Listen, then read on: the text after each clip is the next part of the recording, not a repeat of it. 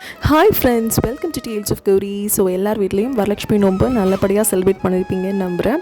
So நம்ம வீட்லேயும் பார்த்தீங்கன்னா முதல் நாளே சுவாமி படத்துக்கு எல்லாமே தொடச்சி போட்டு வச்சுட்டு, அப்புறம் பூஜை ரூமில் வந்து மாக்கோலம்லாம் போட்டுட்டு விளக்கு எல்லாமே க்ளீன் பண்ணி வச்சுட்டேன். இந்த வேலையெல்லாமே நான் வியாழக்கிழமை காலையிலே ஃபினிஷ் பண்ணிட்டேன். ஸோ வியாழக்கிழமை சாயந்தரம் நம்ம வந்து அம்மனை வீட்டில் அழைக்கணும் அப்படின்னு சொல்லிட்டு அந்த ப்ரிப்ரேஷன் ஒர்க் தான் செஞ்சுட்டு இருந்தேன்.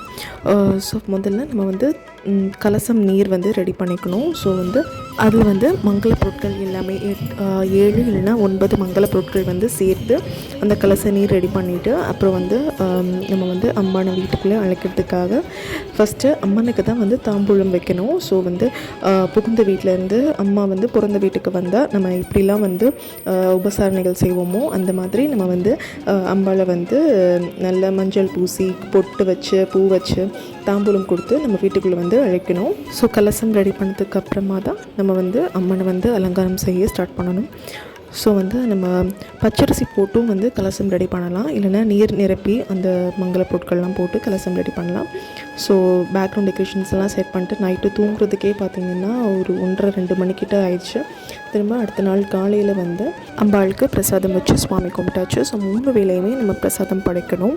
அடுத்து ஒரு 3 மணிக்கெல்லாமே எல்லாருமே வர ஆரம்பிச்சிட்டாங்க. ஸோ நான் பார்த்திங்கன்னா ஒரு 15 பேருக்கு தாம்பூலம் கொடுத்துருந்தேன். ஸோ வந்து என்னோடய சொந்தக்காரங்க எல்லாமே, அது போக பக்கத்து வீட்டுக்காரங்க எல்லாருமே சேர்த்து ஒரு 15 பேர் வந்திருக்கோம். பூஜையை வந்து நிறைவு பண்ணி தாம்பூலம் கொடுக்குற வரைக்கும் ஒரு டென்ஷன்லேயே தான் அப்படியே பண்ணிகிட்டு இருந்தேன். ஓகே, நல்லா வந்துடணும் அப்படின்னு சொல்லிவிட்டு கரெக்டாக அதுபடி நான் நல்லபடியாக திருப்திகரமாக பூஜையை நிறைவு பண்ணி எல்லா சுமங்கலி பெண்களுக்குமே வந்து தாம்பூலம் கொடுத்து அவங்கக்கிட்ட ஆசீர்வாதம் வாங்கி அன்றைக்கி நாள் ரொம்ப நல்லா போச்சு. அம்மன் அவ்வளோ அழகாக இருந்தாங்க.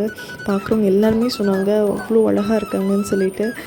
நான் உட்காந்து பார்த்துட்டே இருந்தேன். அம்மனை எடுக்கிறதுக்கு மனசே இல்லை. அடுத்த நாள் புனர் பூஜை. இது பார்த்திங்கன்னா என்னோடய 6வது வருஷம் நான் இந்த விரதம் எடுத்து செய்கிறது. என்னோடய பையனை கன்சீவாக இருக்கும்போது நான் இந்த இதை ஸ்டார்ட் பண்ணேன். இப்போ வந்து 6வது வருஷம் ஆயிருக்கு. அம்மன் திருவிழாவில் என்னோடய வாழ்க்கை ஃபுல்லாக இந்த பூஜையை நான் பண்ணணும் அப்படிங்கிறது மட்டும்தான் நான் வேண்டிக்கிட்டேன். வேறு எதுவுமே வேண்டலை. இது எல்லாமே அம்பாளே நமக்கு தருவாங்க. இந்த பூஜை நம்ம செய்கிறதுனால நம்ம வாழ்க்கையில் இன்னும் மேலே தான் உயர்ந்துட்டு இருப்போம். அது வந்து சத்தியம். என்னோடய வாழ்க்கையிலையும் அப்படி தான் நடந்தது.